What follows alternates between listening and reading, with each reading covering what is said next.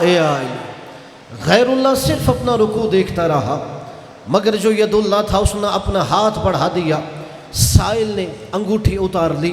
ابن عباس کہتے ہیں ہم نے اس سے پوچھا پھر آگے کیا ہوا؟ کہتے ہیں وہ نقاب پوش کہتا ہے اگلے روز میں جب مسجد نبوی میں گیا، سارے صحابہ بیٹھے تھے، تو نبی نے مولا علی سے مخاطب کر کے ایک جملہ کہا، علی کل تم نے حالت رکوع میں کوئی زکوٰۃ میں انگوٹھی عطا کی ہو؟ کہا یا رسول اللہ کل میں نے عطا کی ہے۔ نبی نے کہا علی تجھے مبارک ہو، اللہ نے تیری شان میں آیت اتار دی ہے۔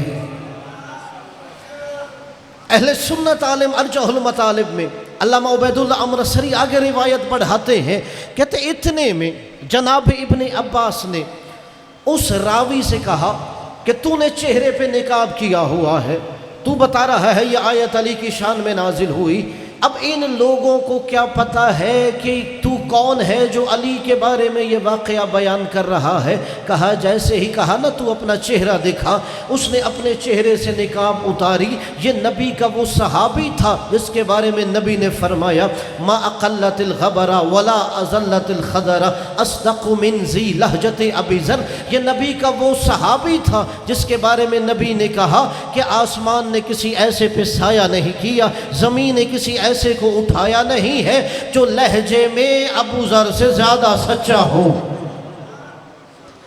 یہ نبی کا وہ صحابی تھا جس کے بارے میں نبی نے فرمایا وہ لہجے میں سب سے زیادہ سچا ہے۔ تو یہ آیت امیر المؤمنین کی شان میں نازل ہوئی۔ اب یہاں پہ جو اللہ نے مولا علی کی صفت بیان کی، وہ ایک ہی وقت میں نماز بھی پڑھ رہا ہے، زکوٰۃ بھی دے رہا ہے۔ ہر بندے کی توجہ چاہوں گا جتنے یہاں موجود ہیں، نماز بھی پڑھ رہا ہے، وہ زکوٰۃ بھی دے رہا ہے۔ اب جائیے اپنے مرضی کے فرقے کے عالم سے پوچھیں نماز کیا ہے، وہ کہے گا اللہ کا حق ہے۔ زکوٰۃ کیا ہے، وہ کہے گا بندے کا حق ہے۔ یعنی نماز حقوق اللہ میں سے ہے، زکوٰۃ حقوق العباد میں سے ہے۔ نماز بندے کا حق ہے، زکوٰۃ بندے کا حق ہے، نماز اللہ کا حق ہے۔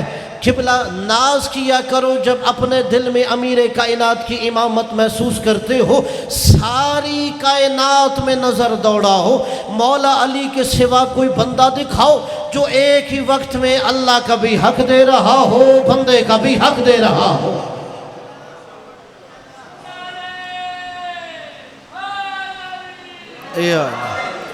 ایک ہی وقت میں مولا کائنات کے علاوہ کوئی بندہ دکھائیے جو ایک ہی وقت میں اللہ کا بھی اس کا حق دے رہا ہے اور بندے کو بھی اس کا حق دے رہا ہے۔ اب اللہ نے کہا یہی تیسرا ولی ہے جو ایک ہی وقت میں اللہ کا بھی حق دے رہا ہوتا ہے اور بندے کا بھی حق دے رہا ہوتا ہے۔ اب قبلہ دیکھیے اللہ نے یہاں ولی کا تذکرہ کر دیا۔ اب سارا قرآن پڑھ لیجئے، اللہ نے قرآن میں 5 منصب بیان کیے ہیں۔ جیسے دنیا کا دستور ہے کسی کو نوازنا ہو، کہا جاتا ہے اسے وزیر بنا دو، اسے مشیر بنا دو، اسے فلاں عہدہ عطا کر دو، ویسے اللہ کی بارگاہ میں 5 بڑے عہدے ہیں۔ جب اللہ کسی کو عطا کرنا چاہے ان میں سے کوئی عہدہ دے دیتا ہے، کبھی 1 دیتا ہے، کبھی 2 عہدے دیتا ہے، کبھی 3 دیتا ہے، کبھی یہ بھی ہے کہ اللہ 5 کے 5 عہدے بھی عطا کر دے۔ جیسے ہمارے نبی کے پاس وہ 5 عہدے تھے۔ پہلا عہدہ خلافت ہے، دوسرا عہدہ نبوت ہے، تیسرا عہدہ رسالت ہے، چوتھا عہدہ امامت ہے، 5واں عہدہ ولایت ہے۔ کوئی دوست یہ نہ کہے یہ دعویٰ ہے، دلیل کیا ہے؟ 5 کی دلیل قرآن میں ہے۔ پہلا عہدہ خلافت، اللہ نے کہا وَإِذْ قَالَ رَبُّكَ لِلْمَلَائِكَةِ إِنِّي جَاعِلٌ فِي الْأَرْضِ خلیفہ۔ وہ وقت یاد کرو جب اللہ فرشتوں سے کہہ رہا تھا میں زمین پہ آدم کو منصب خلافت دے رہا ہوں۔ یہ پہلا عہدہ۔ دوسرا عہدہ نبوت کیا دلیل ہے؟ اللہ نے کہا وَإِذْ أَخَذَ اللَّهُ مِيثَاقَ النَّبِيِّينَ۔ وہ وقت یاد کرو جب اللہ ان سے عہد و پیمان لے رہا تھا جنہیں عہدہ نبوت دے رہا تھا۔ تیسرا عہدہ رسالت ہے، تِلْكَ الرُّسُلُ فَضَّلْنَا بَعْضَهُمْ عَلَى بَعْضٍ۔ اللہ نے کہا جنہیں میں نے منصب رسالت دیے ہیں وہ سارے رسول بھی برابر نہیں، بعض سے افضل ہوتے ہیں۔ اب چوتھا عہدہ امامت ہے۔ پہلا پارہ سورہ بقرہ، اللہ نے کہا وَإِذِ ابْتَلَىٰ إِبْرَاهِيمَ رَبُّهُ بِكَلِمَاتٍ فَأَتَمَّهُنَّ قال انی جاعلک للناس اماما، وہ وقت یاد کرو جب ابراہیم کا رب اسے کچھ کلمات سے آزما رہا تھا، فاتمہن، تو ابراہیم رعایتی نمبر لے کے نہیں پورے نمبر لے کے پاس ہو گیا، فاتمہن، اس نے پورے کے پورے 100 میں سے 100 نمبر لے لیا۔ اب اللہ نے کیا کہا؟ قال انی جاعلک للناس اماما، ابراہیم لوگ نہیں، میں تجھے لوگوں کا امام بنا رہا ہوں۔ یہ 4 عہدے، 5ویں کی دلیل کہ اللہ کے پاس عہدہ ولایت ہے، یہی سورہ مائدہ کی آیت نمبر 55۔ اللہ نے کہا انما ولیکم اللہ ورسولہ والذین آمنوا الذین یقیمون الصلاۃ ویؤتون الزکاۃ وہم راکعون، تمہارا ولی اللہ ہے، اس کا رسول ہے، وہ صاحب ایمان ہے جو نماز پڑھتا ہے، حالت رکوع میں زکوٰۃ دیتا ہے۔ اب یہ 5 عہدے ہو گئے۔ آپ جائیے اپنے مرضی کی قرآن کی تفسیر اٹھا لیجئے، کوئی ضعیف سے ضعیف تفسیر میں قول دکھائیے اللہ نے کہا ہو آدم تو بھی خلیفہ ہے تو میں بھی خلیفہ ہوں، اللہ نے کہیں کہا ہو۔ جائیے اپنے مرضی کی حدیث کی کتابیں کھول لیجئے، کوئی مسلک کی قید نہیں ہے۔ اللہ نے کہا ہو کہ ابراہیم تو بھی نبی ہے میں بھی نبی ہوں، یا اللہ نے کہا ہو موسیٰ تو بھی رسول ہے میں بھی رسول ہوں، یا اللہ نے فرمایا ہو ابراہیم تجھے منصب امامت دے رہا ہوں تو میرے پاس بھی منصب امامت ہے۔ شیعان حیدر کرار ناز کیا کرو جب اپنے دل میں علی کی ولایت محسوس کرتے ہو۔ ان 5 عہدوں میں ایک عہدہ ولایت وہ ہے جس کے بارے میں اللہ کہہ رہا ہے میں بھی ولی ہوں تو علی بھی ولی ہے۔ سورہ مائدہ کی آیت نمبر 55 میں اللہ نے کہا یہ عہدہ ولایت اتنا بلند ہے کہ اگر میرے پاس بھی عہدہ ولایت ہے، میرے پاس یہ عہدہ ذاتی ہے، علی کو میں عطا کرنے والا ہوں، اور یہ اتنا بلند عہدہ ولایت ہے کہ اللہ نے جو مولائے کائنات کو حالت رکوع میں انگوٹھی زکوٰۃ میں دی، اللہ نے کہا علی کو میں منصب ولایت عطا کر رہا ہوں۔ اور قبلہ دیکھیے، جب لوگ بس اوقات یہ روایت سنتے ہیں وہ کہتے ہیں آپ ہی تو بتاتے ہو کہ آپ کا مولا جب حالت نماز میں ہوتا ہے، تو رسول خدا کے پاس جب ایک دفعہ حکیم نے آ کے بات کی کہ لوگوں نے کہا یا رسول اللہ امیر کائنات کے پیروں میں تیر پیوست ہو گیا ہے اور علی کے پاؤں میں ہڈی تک تیر سرایت کر گیا ہے، فوراً حکیم کہتا ہے اگر اس حالت میں جسم سے نکالو گے اذیت ہوگی۔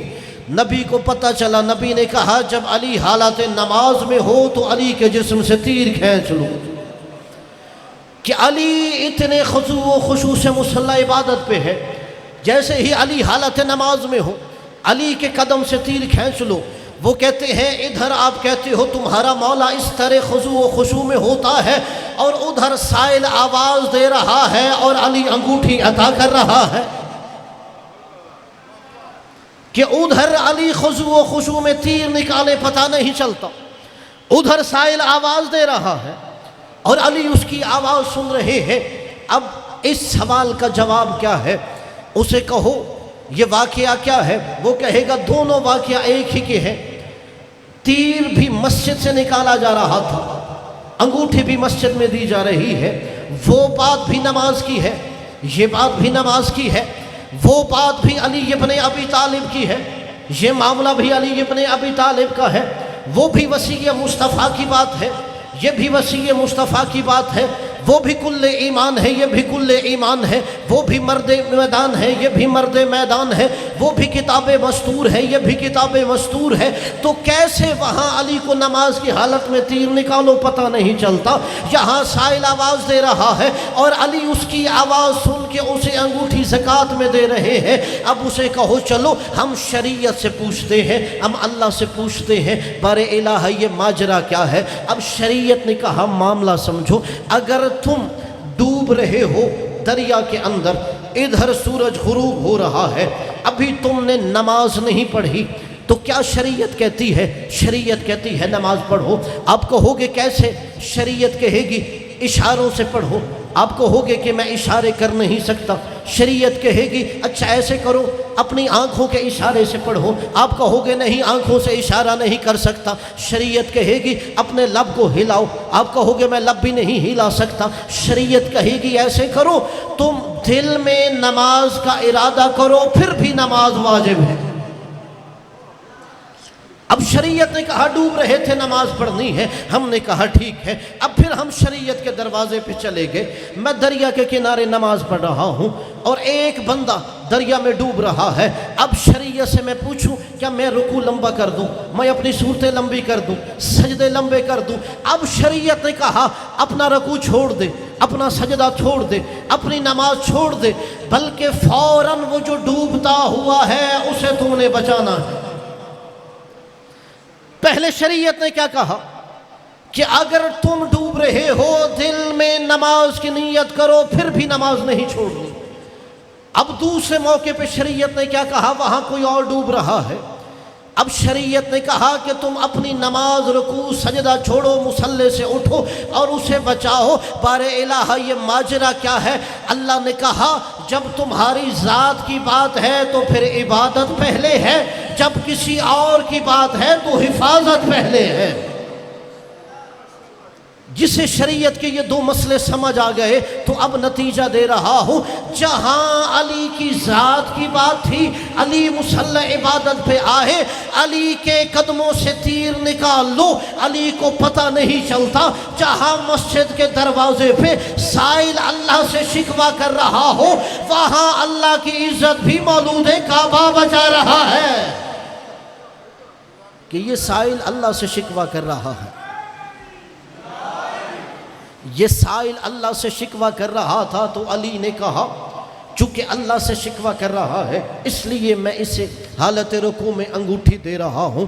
اور دیکھیے یہ منصب ولایت کتنا بلند ہے۔ میں پہلے حوالہ دیتا ہوں روایت پڑھنے سے پہلے، یہ مفتی مکہ ابن حجر مکی نے اپنی کتاب الصواعق المحرقہ میں روایت لکھی ہے۔ الصواعق المحرقہ کا مطلب کیا ہے؟ جلا دینے والی آسمانی بجلیاں۔ مفتی مکہ نے یہ کتاب کیوں لکھی؟ انہوں نے کہا جب میں یہ کتاب لکھوں گا شیعہ مذہب پر ایک آسمانی بجلی گرے گی، اسے جلا کے راہ کر دے گی، یعنی اتنے خطرناک ارادے سے وہ کتاب لکھ رہے تھے۔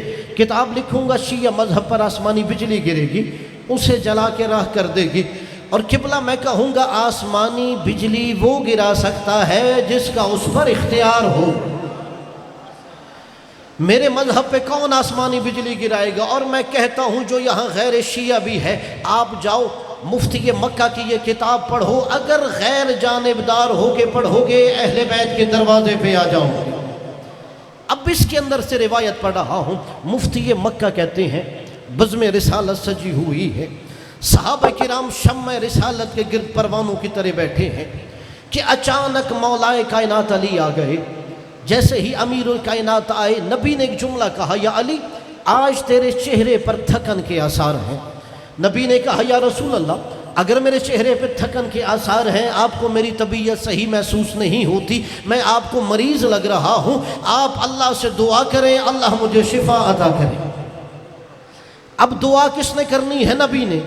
آمین کس نے کہنا ہے؟ صحابہ نے۔ مفتی مکہ کتاب میں جملے لکھ رہے ہیں، امیر کائنات نے کہا آپ دعا کیجئے اللہ مجھے شفا دے۔ اب مفتی مکہ جملے لکھتے ہیں، نبی نے دعا کے لیے ہاتھ اٹھائے، شاید نبی امت کو بتا رہے تھے دعا کیسے کی جاتی ہے۔ نبی نے کہا اللہم اشف علیاً بحق علی۔ جسے عربی سمجھ آئی ہے اسے میں داد دیتا ہوں۔ اے آئی جسے عربی سمجھ نہیں آئی میں ترجمہ کرتا ہوں۔ نبی نے کہا اللہم اشف علیاً بحق علی، بار الہ علی کو شفا دے تجھے علی کا واسطہ۔ یہ کوئی عام بندہ نہیں دعا مانگ رہا، نبیوں کا سردار دعا مانگ رہا تھا، بار الہ علی کو شفا دے تجھے علی کا واسطہ۔ اس دن مسلمانوں نے سمجھا آج شاید نبی ہر بندے کے وسیلے سے دعا مانگ رہے ہیں۔ ایک مسلمان کھڑے ہو کے کہتے ہیں یا رسول اللہ اگر علی کی طبیعت صحیح نہیں تو میری طبیعت بھی صحیح نہیں۔ اگر آپ نے علی کے لیے دعا مانگی ہے تو میرے لیے بھی دعا مانگیے۔ میرے نبی دلوں کو توڑا نہیں کرتے، دلوں کو جوڑا کرتے ہیں۔ نبی نے کہا میں آپ کے لیے بھی دعا مانگوں گا، اب نبی نے ان کے لیے بھی دعا مانگی۔ مفتی مکہ نے وہ بھی دعا کے جملے اپنی کتاب میں لکھے۔ نبی نے کہا اللہم اشف فلانا بحق علی، جسے جملہ سمجھ آیا ہے؟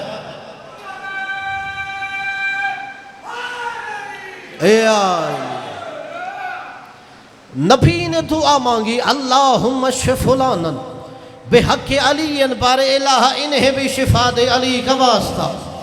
اتنے میں ایک دوسرے مسلمان کھڑے ہو گئے، کہا یا رسول اللہ آج میری طبیعت بھی صحیح نہیں، اگر ان کی صحیح نہیں تو میری بھی صحیح نہیں، آپ میرے لیے بھی دعا مانگیے۔ نبی نے کہا میں آپ کے لیے بھی دعا مانگتا ہوں۔ اب نبی نے پھر دعا کے لیے ہاتھ اٹھائے۔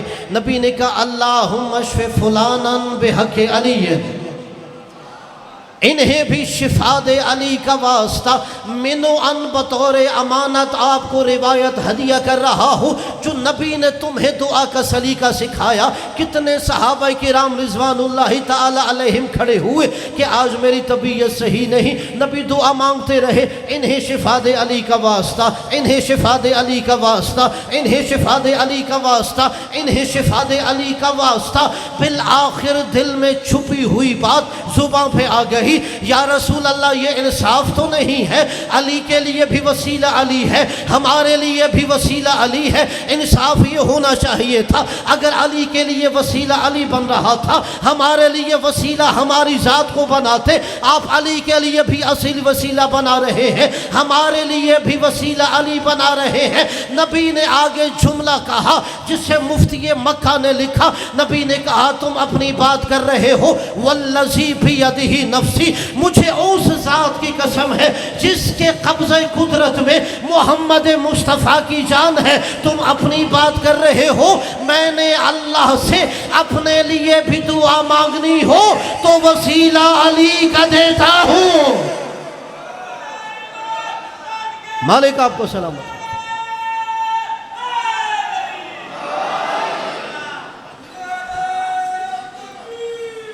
اللہ اکبر، یا رسول اللہ، یا زندہ۔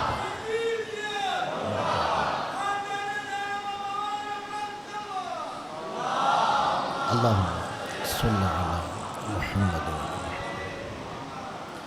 نبی نے کہا میں نے تمہارے لیے علی کا وسیلہ دیا ہے تو تم پریشان ہو گئے ہو کہ نبیوں کا سردار ہمارے لیے علی کے وسیلے سے دعا مانگ رہے ہیں۔ نبی نے کہا میں نے اپنے لیے بھی دعا مانگنی ہو تو وسیلہ علی کا دیتا ہوں، اس لیے کہ یہ وہ وسیلہ ہے جو اللہ کی بارگاہ میں رد نہیں ہوتا۔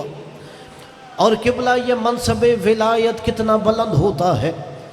نبی نے بھی علی کی ولایت کا اعلان کیا۔ اگر آپ جملہ لوہے دل پہ نقش کریں، یہ جو میں نے آیت پڑھی ہے اس میں بھی علی کی ولایت کا اعلان ہے، اور آپ سنتے ہیں کہ غدیر خم پر بھی علی کی ولایت کا اعلان ہوا۔ آپ کہیں گے دونوں میں فرق کیا ہے؟ نبی نے بتایا میں مسجد میں بھی علی کی ولایت کا اعلان کر رہا ہوں، میں منبر پہ بھی علی کی ولایت کا اعلان کر رہا ہوں۔ یہاں علی نے حالت رکوع میں انگوٹھی زکوٰۃ میں دی تو یہاں پر بھی آیت ولایت اتری، اور وہاں منبر پر بھی امیر کائنات کی ولایت کا اعلان کیا۔ اور ذہن میں یہ جملہ رکھیے، یہ جملہ ولایت بھی ہوتا ہے، ولایت بھی ہوتا ہے، یعنی محبتیں بھی علی کے نام ہوتی ہیں کہ سرپرستی بھی علی کے نام ہوتی ہے۔ حاکم بھی علی کو میں مانتا ہوں، میں محبت و ولایت بھی علی کو مانتا ہوں۔ اور قبلہ یہی وجہ ہے، آپ دیکھیے جس کے پاس منصب ولایت ہوتا ہے وہ اس بات کا محتاج نہیں ہوتا کہ لوگ مجھے مانیں۔ اگر ساری کائنات اس کا دروازہ چھوڑ کے چلی جائے اس کی شان کم نہیں ہوتی، اور ساری مخلوق اگر اس کی بارگاہ میں جھک جائے اس کی شان بڑھ نہیں جاتی۔ میں دعوے کی دلیل دے رہا ہوں، امیر کائنات کی ولایت تھی، نبی کے بعد دنیا نے علی سے منہ موڑ لیا۔ کوئی ایک ضعیف روایت دکھائیے علی کسی کے دروازے پہ جا کے کہا ہو علی کے ہاتھ پہ بیعت کرو۔ ورنہ آپ نے دیکھا ہوگا میرے سامنے جو سمجھدار زیرک مومنین تشریف فرما ہے، جب الیکشن کا زمانہ ہوتا ہے، جس نے ووٹ لینا ہو حکومت کے لیے وہ ناراض بندے بھی راضی کر رہا ہوتا ہے، اس لیے کہ اسے ووٹ چاہیے۔ مگر نبی کے بعد اگر زمانے نے علی سے منہ موڑ لیا، علی کبھی کسی کے دروازے پہ نہیں گئے کہ علی کے لیے بیعت کے لیے ہاتھ بڑھا رہا ہے، بیعت کرو۔ صرف اتنی روایات ہے کتابیں میں کہ جناب سیدہ خاتون جنت بنت پیغمبر خود رات کی تاریکی میں مہاجرین و انصار کے دروازے پہ جاتی تھی اور انہیں کہتی تھی جو تمہارے مردوں نے علی کی ولایت کی بیعت کی تھی، عہد و پیمان باندھا تھا، اب علی کی بیعت توڑ کیوں دی ہے؟ عورتوں نے اپنے مردوں کو بتایا، مردوں نے ایک جملہ کہا، بنت پیغمبر سے کہنا اگر نبی کے بعد علی خود چل کے پہلے ہمارے دروازے پہ آ جاتا ہم علی کی بیعت کر لیتے۔ میرے سامنے سارے شیعان حیدر کرار سار اٹھائیے، یہ جملہ لوہے دل پہ نقش کیجئے، باقی ہر بندہ ہمارا مہمان ہے، وہ گھر جا کے نبی کی بیٹی کا یہ جملہ سوچے، جب کہا نا اگر علی خود چل کے ہمارے دروازے پہ آ جائے ہم علی کی بیعت کر لیں گے۔ نبی کی بیٹی نے کہا علی اور تمہارے دروازے پہ آئے، علی خود چل کے حکومت کے لیے تمہارے دروازے پہ آئے۔ اب میری آقا زادی نے ایک جملہ کہا ہے، میں نے جب کتاب میں یہ جملہ پڑھا ہے مجھے عجیب وجدان کی کیفیت محسوس ہوئی ہے۔ میں سمجھتا ہوں امامت کو سمجھنے کے لیے اس سے بڑا جملہ نہیں ہے جو جملہ خاتون جنت نے کہا۔ بی بی سیدہ کہتی ہے اچھا تم کہہ رہے ہو علی خود چل کے تمہارے دروازے پہ آئے، کہا تم نے علی کو کیا سمجھا ہے؟ علی زمانے کا امام ہے، علی حجت خدا ہے، علی اولی الامر ہے۔ مثل الامام فی الامہ کمثل الکعبہ الناس یحجون الیہا والکعبۃ لا تحج الی الناس، کا علی زمانے کا امام ہے، زمانے کے امام کی مثال کعبہ جیسی ہے۔ لوگ حج کرنے کعبہ کے دروازے پہ جاتے ہیں، کعبہ حج کرنے نہیں آتا۔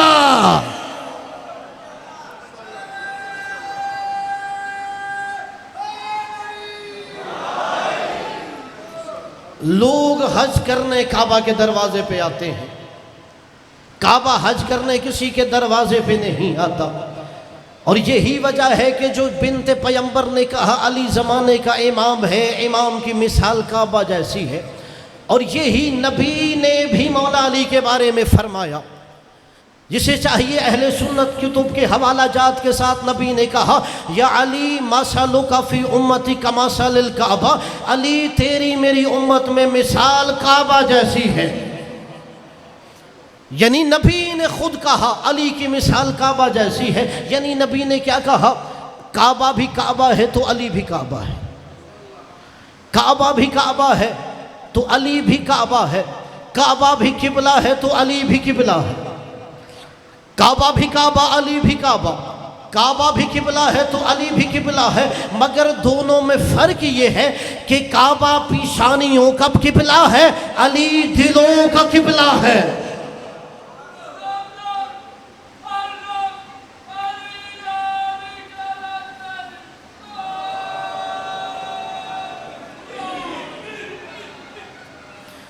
نبی نے کہا کعبہ بھی کعبہ ہے علی بھی کعبہ ہے، کعبہ بھی قبلہ ہے علی بھی قبلہ ہے، کعبے کی جانب سر جھکتے ہیں، علی کی بارگاہ میں دل جھکتے ہیں۔ اور پھر نبی نے جو کہا علی کی مثال کعبہ جیسی ہے، کعبہ صرف بیت اللہ ہے، کعبہ صرف بیت اللہ ہے، علی وجہ اللہ ہے، لسان اللہ ہے، عین اللہ ہے، اذن اللہ ہے، نفس اللہ ہے، مشیت اللہ ہے، علی سر سے لے کے پاؤں تک ولی اللہ ہے۔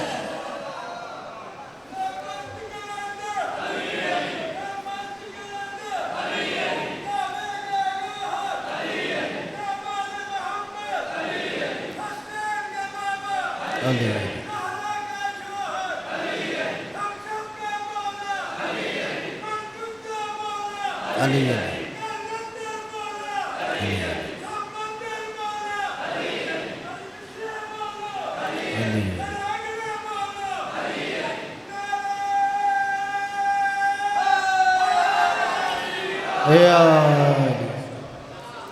امیر کائنات ہماری شفاعت فرمائیں۔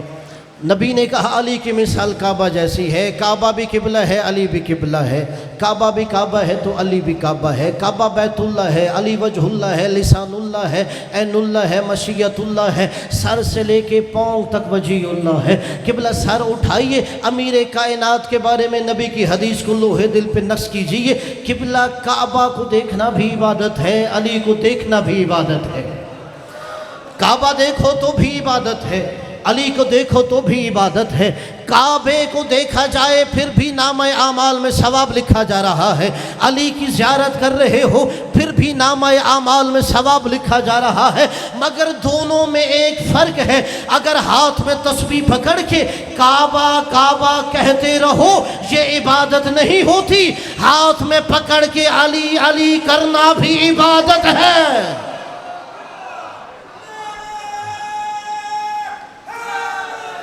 या अली।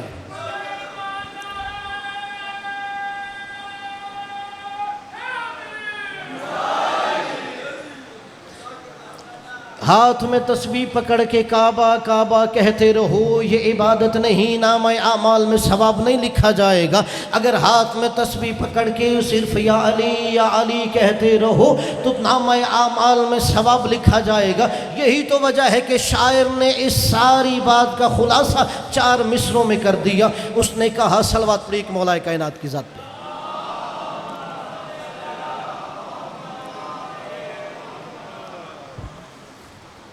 किबला इमरान अब्बास कुमी साहिब की सेहत व आफियत के लिए बुलंदतर सलावत पड़ेगी।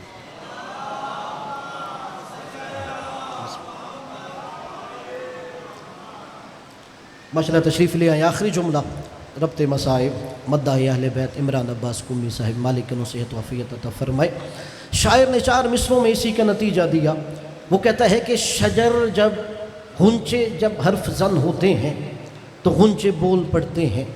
शजर जब हर्फ जन होते हैं तो गुंचे बोल पड़ते हैं। अली का जिक्र आ जाए तो शजरे बोल पड़ते हैं।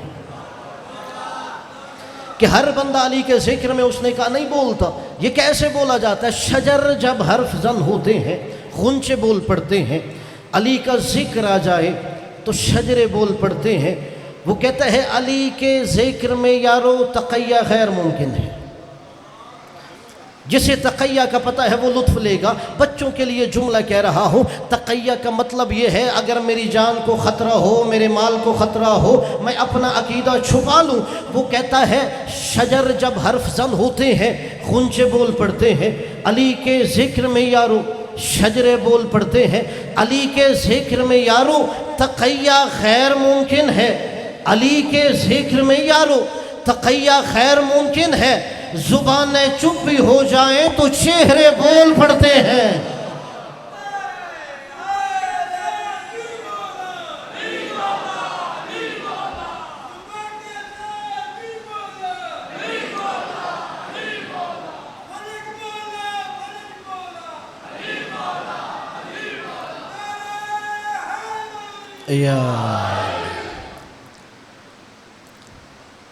जो सबसे पहली मुहाफ़िज़ विलायत वो नबी की बेटी थी कि नबी की बेटी ने कहा अली की मिसाल काबा जैसी है, तुम अली के दरवाज़े पे जाओ, अली नहीं आएगा।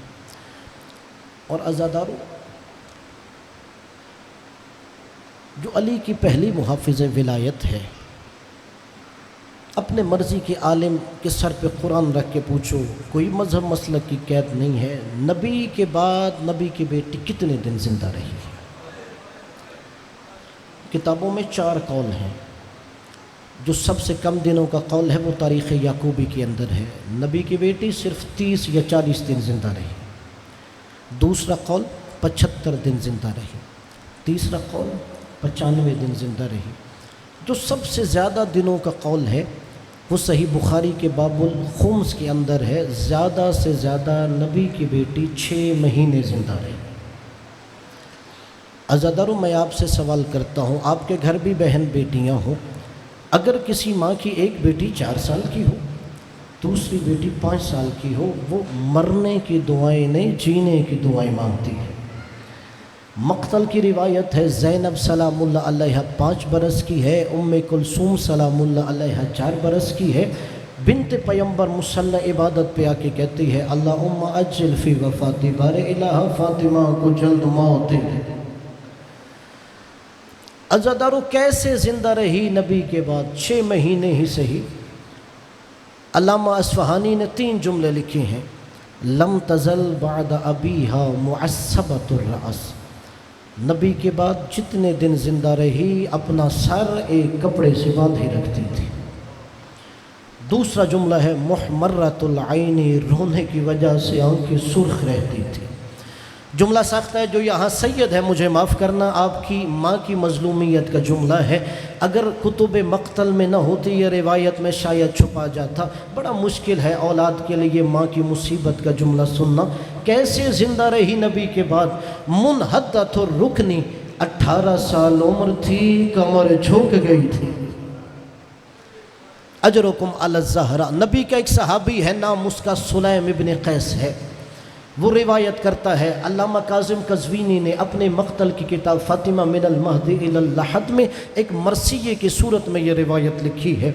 سلیم ابن قیس کہتا ہے جب نبی کی بیٹی کے گھر سے آگ کے شعلے اٹھ رہے تھے میں وہاں نہیں تھا، جب مجھے پتہ چلا بنت پیمبر کے گھر سے آگ کے شعلے اٹھ رہے تھے میرا دل نہیں مان رہا۔ کہتا ہے میں مسجد نبوی میں گیا، کوئی نبی کا سچا ساتھی مجھے ملے، میں اس سے پوچھوں یہ بات سچ ہے؟ اس نے سلمان فارسی کو دیکھا، سلمان کا ہاتھ پکڑا، اسے ایک طرف لے گیا۔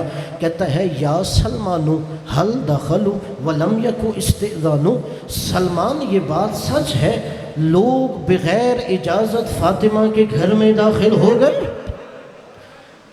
اجرکم علی الزہرا، اللہ جانے کس سے جملہ سمجھ آیا ہے، کون اپنے خیال میں ہے۔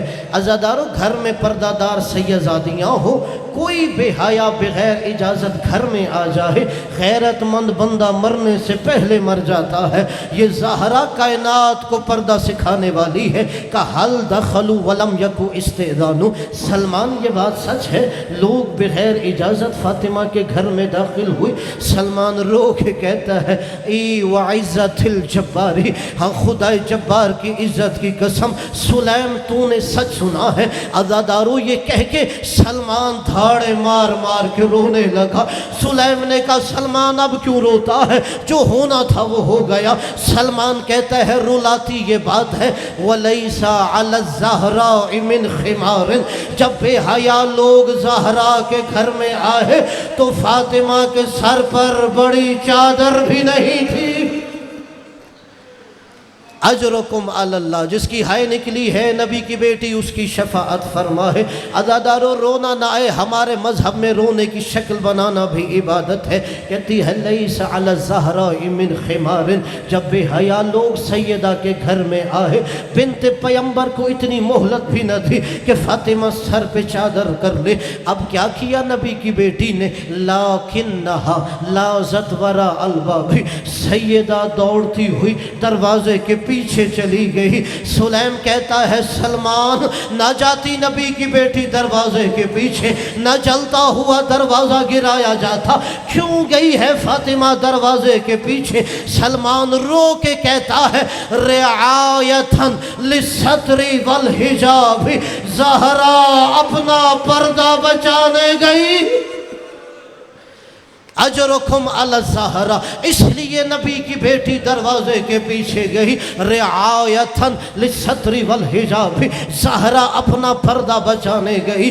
فمزرعوہا، سلمان کہتا ہے ایک ملعون نے دیکھا فاطمہ در و دیوار کے درمیان ہے، اسروہا اسرتاً۔ عزادارو علماء اس جملے کا ترجمہ نہیں کرتے، میں بھی اس جملے کا ترجمہ نہیں کروں گا۔ جو نبی کی بیٹی کو پرسہ دینا چاہتا ہے اس کے لیے صرف اشارہ کر کے گزر جاؤں گا۔ فمزرعوہا، ایک ملعون نے دیکھا فاطمہ در و دیوار کے درمیان ہے، اسروہا اسرتاً، اس ظالم نے اس زور سے دروازے کو دھکا دیا، کادت بروحی ان تموت حسرتاً، فاطمہ کو موت سامنے نظر آنے لگی۔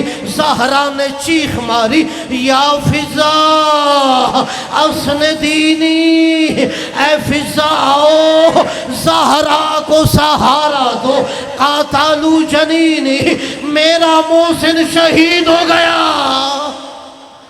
اجرکم علی اللہ۔ عزادارو ایک جملہ اور سن لیجئے تاکہ جو ابھی تک عبادت نہیں کر سکا میں اسے بھی موقع دیتا ہوں وہ عبادت کر لے، تاکہ قیامت کا دن خاتون جنت سے شکوہ نہ کر سکے۔ میں تو آپ کو پرسہ دینا چاہتا تھا، مجھے موقع نہیں ملا۔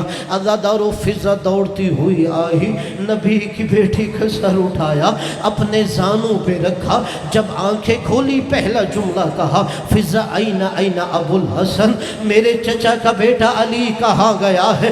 فضا نے صرف اشارہ کیا ہے۔ جناب سیدہ نے کیا دیکھا؟ علی کے گلے میں کچھ نظر آیا۔ زہرا اپنا غم بھول گئی، تیزی سے اٹھی علی کی جانب بڑھی کہ خلو خلو ابو الحسن، ابو الحسن کو چھوڑ دو، الا لاشعرن شعری، ورنہ فاطمہ اپنے بال کھول لے گی۔ عزادارو سلمان کہتا ہے یہ جملہ کہنا تھا، مسجد نبوی کی دیواریں بلند ہونا شروع ہو گئی، اتنی دیواریں بلند ہوئی ایک گھوڑا سوار نیچے سے گزر سکتا ہے۔